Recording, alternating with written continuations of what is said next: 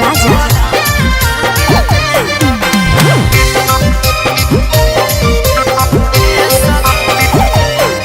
अगे अपने आप के बुझो ही तू तो छोड़ी बरांड गे कैसन तोरा दुल्हा चाही की हक मांग गे एगे छोड़ी सुन ले।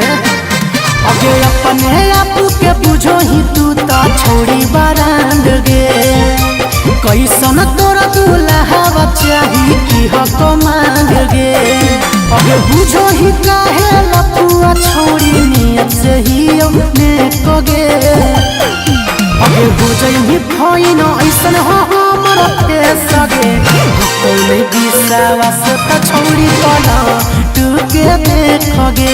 बुझई भी पागल ऐसन हो हमर के सगे कोई विश्वास त छोड़ी पला तू के देखगे।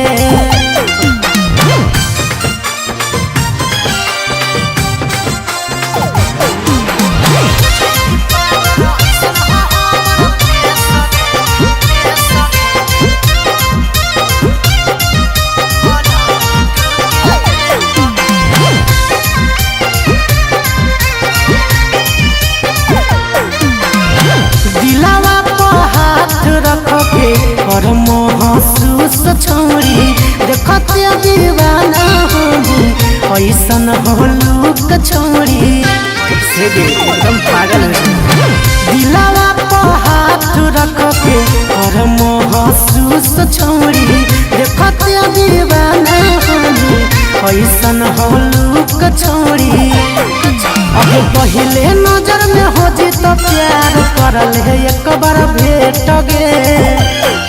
अब हो जाई पागल ऐसन हो हमर के सगे कौन विश्वास तो छोड़ी पला तू के देखगे। हो जाई फाइन ऐसन हो छोड़न के फेस सगे कौन विश्वास तो छोड़ी पला तू के देखगे।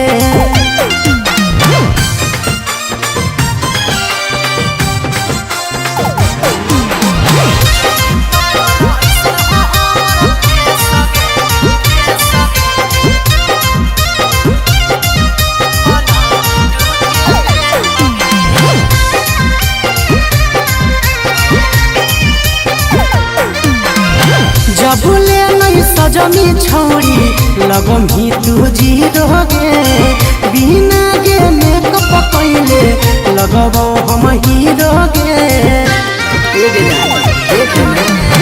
जबुले नहीं सजमी छोड़ी लगम ही तू जीरोगे बिना गे मेकअप कैले लगबो हम हीरोगे।